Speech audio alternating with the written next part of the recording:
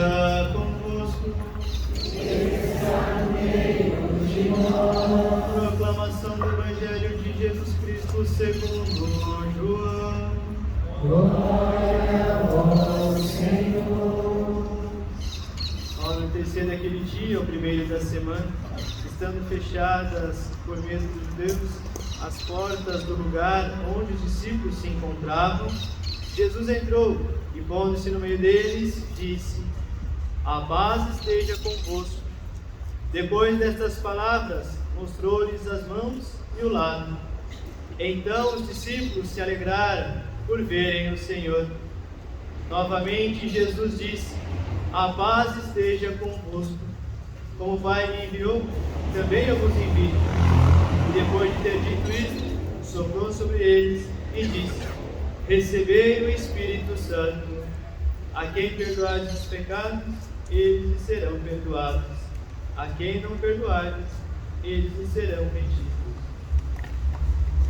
Palavra da salvação. Glória a vós, Senhor. Pelas palavras do Santo Evangelho que nos serem nossos pecados. Amém.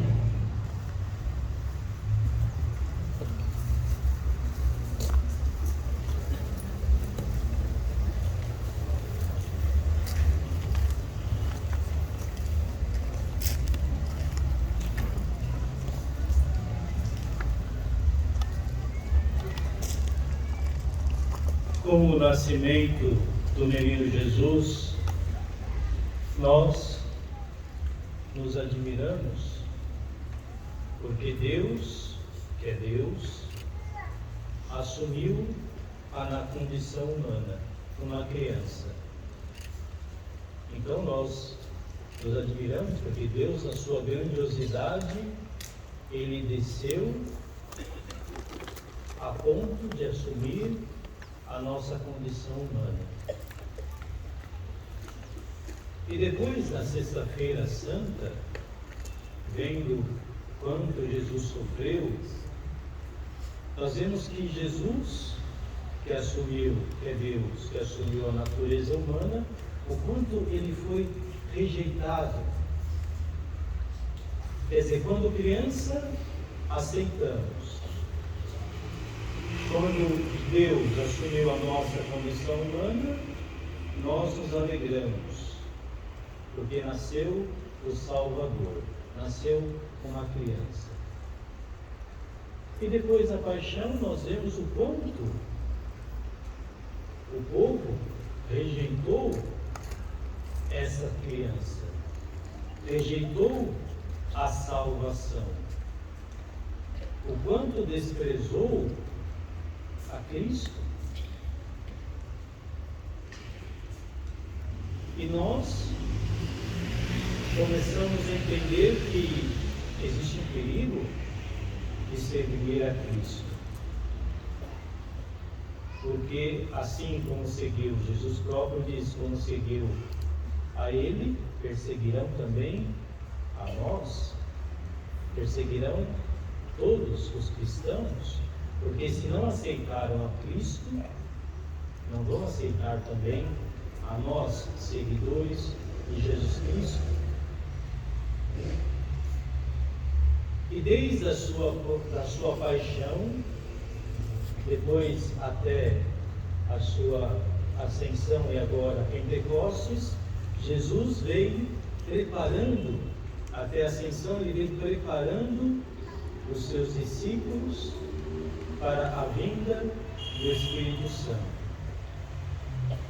E aconteceu no dia de Pentecostes, são 7 semanas e 7 dias, onde já se existia uma comemoração, depois de 49 dias, no 50 dias, existia a comemoração já dos judeus, quer dizer, a perfeição absoluta, onde eles celebravam a lei. O dia em que Deus concedeu a Moisés as tábuas da lei, os mandamentos. Então eles celebravam essa festa, mas você imagina que uma festa onde se comemora a lei de Deus. É uma festa não muito pomposa, não digamos assim, de alegria, de bebedeira, é uma festa onde se medita a lei de Deus, onde se concentra o pensamento na lei de Deus, onde se reflete sobre a lei de Deus, onde se tenta resgatar aquela lei de Deus e aquilo que eles não viviam mais da lei de Deus e que estavam tentando vivê-la, tentando resgatar. E nesse dia aconteceu algo extraordinário, algo diferente. Veio sobre os apóstolos, os discípulos que estavam reunidos, estavam ainda com medos, estavam ainda esperando. Veio sobre eles o Espírito Santo. E veio próprio nos sinais de uma manifestação de Deus, um vento impetuoso, como no Sinai, língua de fogo. Tudo estremeceu, encheu-se toda a casa, encheu-se também o coração dos discípulos. Eles saíram cheios do Espírito Santo de Deus. Então, eles que estavam com medo, eles que estavam ainda fechados com aquela manifestação de Deus, com a vinda do Espírito de Deus, do Espírito de Cristo, esse Espírito que Ele soprou no Evangelho sobre eles, o Espírito do ressuscitado, eles começaram a ter um coração incendiado. Veio sobre eles a língua de fogo, o fogo que esquenta, que ilumina, que tira as pessoas das trevas, que aquece o coração, que faz com que nós venhamos a proclamar as maravilhas de Deus, que faz com que nós não guardemos para nós as coisas boas que Deus nos dá, que nos dá coragem para proclamarmos as maravilhas de Deus, as boas novas de Deus. Então os discípulos começaram a proclamar as maravilhas de Deus e proclamar em diversas línguas, e todos os que estavam lá compreendiam, cada um na sua língua, as maravilhas que eles estavam anunciando, proclamando, as maravilhas de Deus. Este é o Pentecostes que todos nós recebemos. Todos nós recebemos o Espírito Santo, o dom do Crisma, né? Completamos na Crisma. Aqueles que não receberam porque não quiseram, procurem receber a Crisma. Mas o bom católico recebeu a Crisma. Só que qual a diferença? O que acontece? Acontece que aqui se diz na primeira leitura que eles estavam cheios do Espírito Santo, estavam repletos do Espírito Santo. Quer dizer, o Espírito Santo veio, abriu as portas, encheu o lugar com a graça de Deus, com o Espírito Santo de Deus, e encheu todos os que estavam lá com a força do Espírito Santo. Todos estavam cheios do Espírito Santo. Todos se encheram do Espírito Santo. E tiveram depois a coragem de proclamar o Evangelho, de sair e anunciar o Evangelho. Então, se nós não estamos proclamando o Evangelho, é porque nós não estamos cheios do Espírito Santo. Nós recebemos o Espírito Santo, mas não estamos cheios do Espírito Santo. Não porque o Espírito Santo não quer nos encher, não quer nos preencher, porque Deus, Ele conduz sempre a sua igreja, conduz sempre aqueles que estão abertos à sua graça. Os discípulos estavam lá, fechados, mas estavam abertos, esperando o momento certo. Até que veio o Espírito Santo e falou: é o momento, aqueceu o coração deles. Veio em forma de língua para que eles comunicassem o Evangelho, comunicassem as maravilhas de Deus.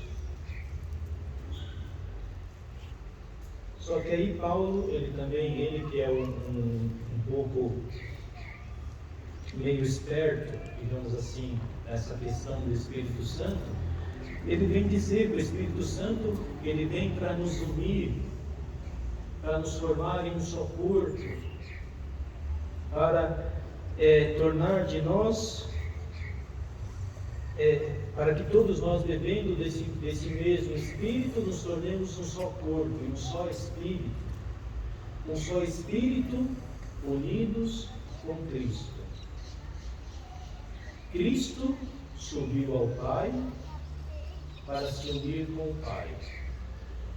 E disse aos discípulos: eu vou enviar a vocês o Espírito Santo, que está unido comigo com o Pai, para que vocês também sejam unidos comigo. Só que acontece que o Espírito Santo, ele respeita a liberdade. Aliás, Deus, ele respeita a nossa liberdade. E o que acontece? Paulo, ele vai dizer que entre a carne e o Espírito existe sempre uma briga. Quer dizer, dentro de nós temos sempre uma briga interna entre o ser espiritual e o ser carnal. Só que entendam bem, porque o ser carnal não é, quando Paulo fala de carne, não é questão daquele bife que a gente sabe na churrascaria, a gente vai lá e come. Não é essa carne, sabe? Não é o pecado também contra a castidade. Não é isso. É também isso, mas não é isso. Quando ele fala da carne, é aquilo que nós temos interiormente e que nos leva ao pecado. É aquilo que nós temos interiormente e que nos leva a nos afastar de Deus. É a nossa intuição,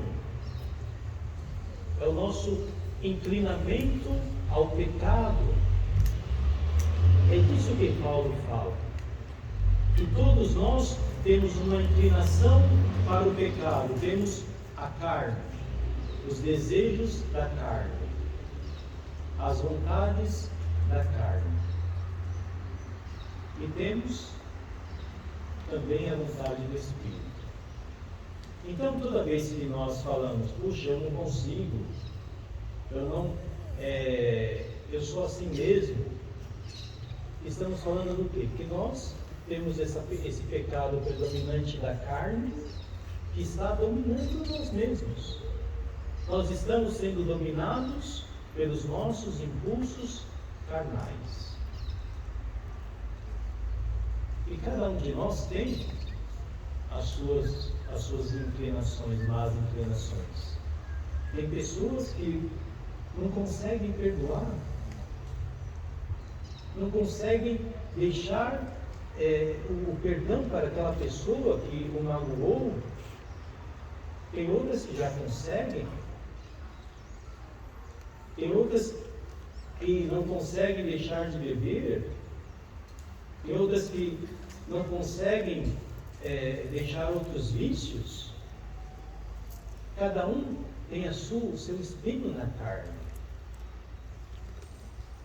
E cada um tem que procurar rever a sua vida, procurar lutar. Sabe, não podemos mais dizer: puxa, a carne é fraca. Sim, a carne é fraca, mas nós não temos só a carne. Um pagão,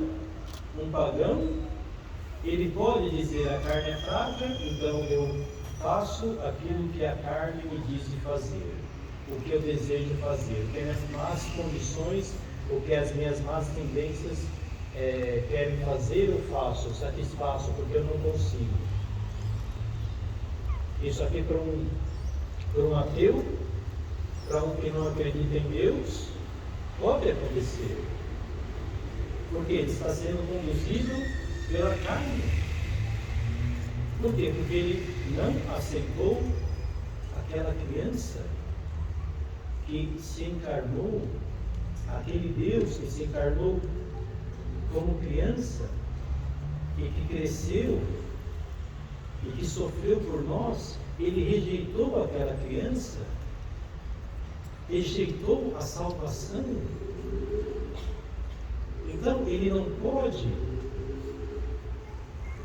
vencer o pecado na sua vida, porque ele rejeitou a salvação. Mas nós não somos só carnais, temos o Espírito Santo de Deus. Então, por mais que a nossa carne possa fazer peso na nossa vida, nós podemos vencer a carne, podemos vencer as tentações, podemos ser mais fortes do que a carne.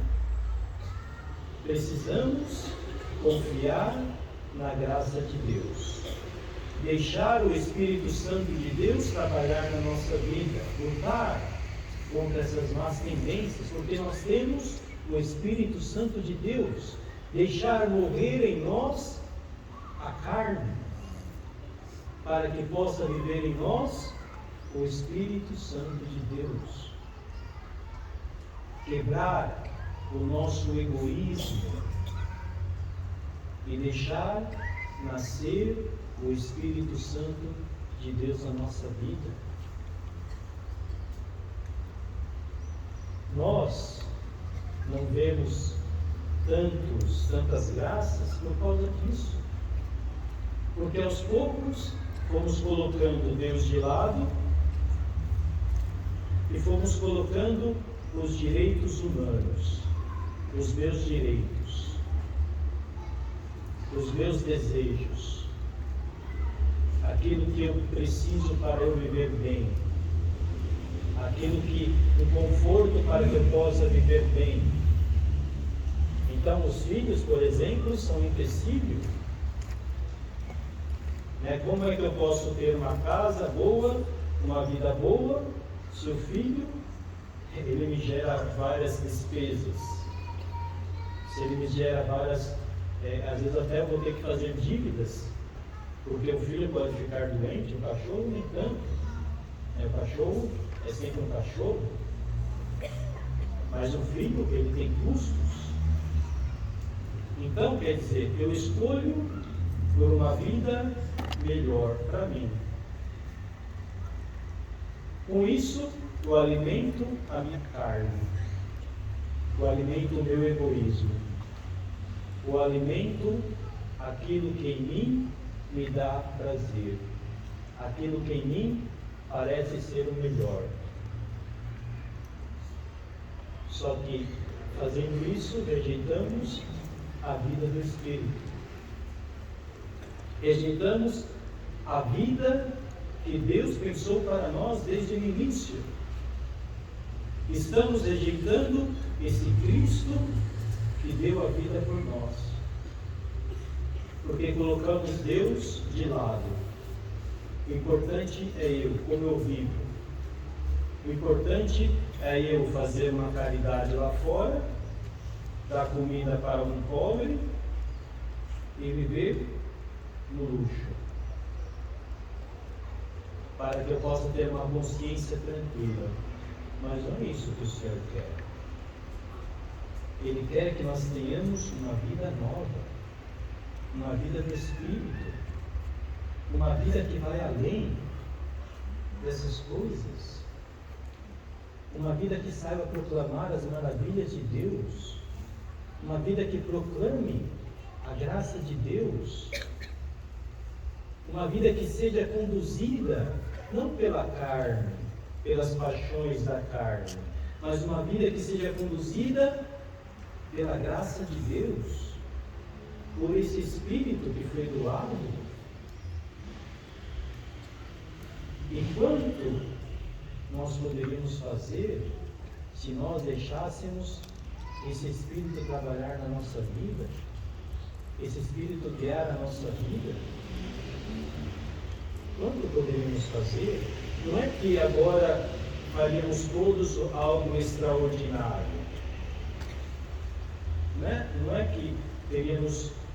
A mudança maior é aquela mudança que nós teríamos deixando o pecado de lado, optando por fazer morrer o nosso egoísmo, para que nasça uma sociedade melhor, uma sociedade mais justa, mais honesta, colocando Deus no centro. Nós pensamos, como que eu vou fazer a minha vida? Planejamos todas as nossas vidas, decidimos tudo nós, mas não pensamos o que Deus quer de nós, o que Ele deseja de nós, o que Ele pretende de nós. E na realidade Deus Ele pretende de nós que nós sejamos felizes. Ele deseja que nós sejamos pessoas realizadas, pessoas cheias, não vazias, cheias do Espírito Santo de Deus, repletas.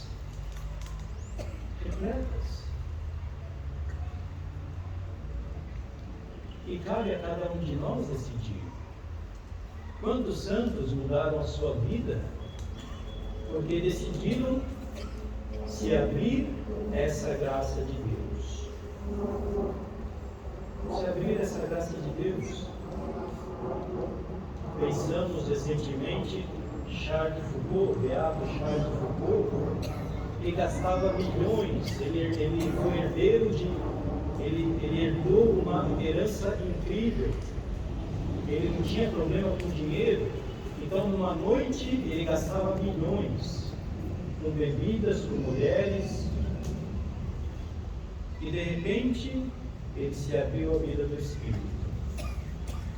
Foi viver no meio de pessoas que não eram cristãs, que eram muçulmanas, para que lá ele pudesse testemunhar o amor de Deus. Ele viveu uma vida numa extrema pobreza,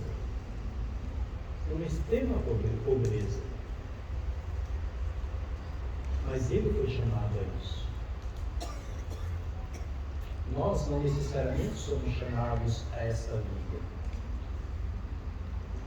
mas somos chamados a imitar, a ter coragem. Pensamos na Mãe de Deus. Ela, uma mulher que não se fala muito, na Sagrada Escritura não se tem tantas coisas do que ela falou, Então nós vemos que o Espírito Santo desceu com força, desceu como língua de fogo, para proclamarmos o Evangelho, a Boa Nova. E Nossa Senhora estava lá. Tem até quem diz que ela doou também o Espírito Santo aos apóstolos.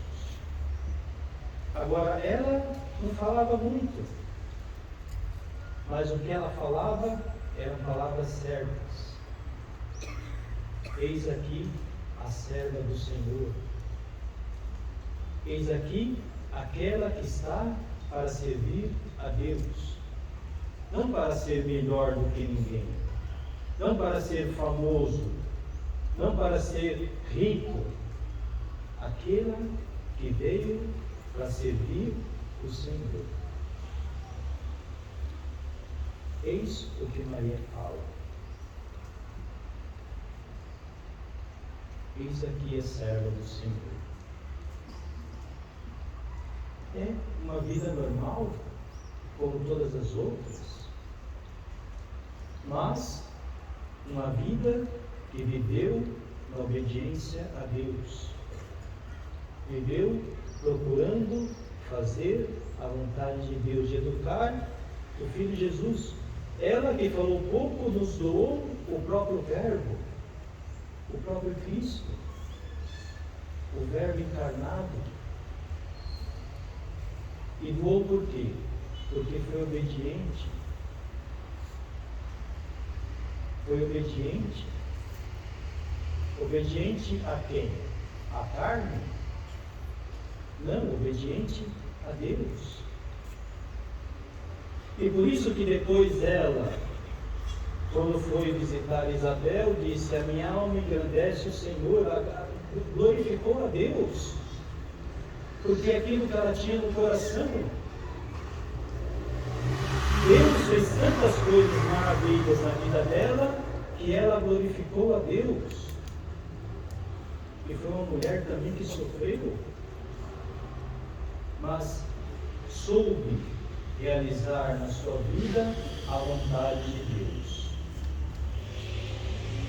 E hoje ainda é a nossa mãe. Hoje ainda intercede por nós. Hoje ainda acompanha a cada um de nós. A cada um de nós. Ela acompanha com as suas orações. Ela sofre por cada um de nós. Porque nós estamos vivendo uma vida na carne, não uma vida no Espírito. E ela nos ensina a sermos obedientes a Deus. Nos ensina a sermos servidores de Deus. Nos ensina a sabermos agradecer a Deus por tudo que Ele faz na nossa vida. Então essa é a nossa vida. É isso que Deus quer, que sejamos pessoas felizes, alegres. Só que nós só o seremos quando descobrirmos essa grandiosidade que é confiar no nosso Deus, confiar em nosso Senhor. Porque Ele não morreu para fazer, nos maltratar. Ele não morreu para vermos nós tristes. Ele morreu para que também nós estejamos junto dele, por meio do seu Espírito, e para que nós também possamos proclamar a este mundo que Jesus Cristo é o Senhor. E só podemos proclamar verdadeiramente, segundo Paulo, pelo Espírito Santo de Deus. Pelo Espírito Santo de Deus. Por isso devemos fazer morrer na nossa vida esta carne. E devemos buscar esta vida do Espírito, para que o mundo reconheça que Cristo é o Senhor. Para que o mundo pare de guerra. Para que o mundo pare de colocar medo sobre nós. Para que o mundo pare de ser egoísta, de ser mesquinho, e comece a valorizar aquilo que Deus nos dá, a graça de Deus. Por isso, irmãos, no dia de Pentecoste, o dia em que os judeus comemoravam a aliança, aquela aliança que Moisés fez com o povo, aquela aliança em que eles cortaram o sangue, abriram o bode lá, o cordeiro, e derramaram o sangue, aspergiram o sangue no povo para fazer uma aliança no sangue de cordeiro. Este dia de Pentecoste, o Senhor nos dá uma nova aliança no sangue do cordeiro e nos envia por meio do seu Santo Espírito para sermos testemunhas da graça de Deus, da salvação que o Senhor Jesus nos dá. Por isso, por nós mesmos, nós não conseguimos. Mas se nós nos colocamos como servidores do Senhor, como nada, se nós nos colocamos como nada, se nós deixamos o Espírito Santo trabalhar na nossa vida, guiar a nossa vida, nós veremos maravilhas, coisas maravilhosas. Por isso, acreditemos no Senhor, confiemos nele e deixemos com que Ele trabalhe na nossa vida, com que Ele transforme a nossa vida. Não podemos ter medo do Senhor Jesus, porque Ele é aquele que nos salva. Temos que ter medo da nossa carne, daqueles que querem que nós vivamos na carne. Esse sim nos levará à perdição.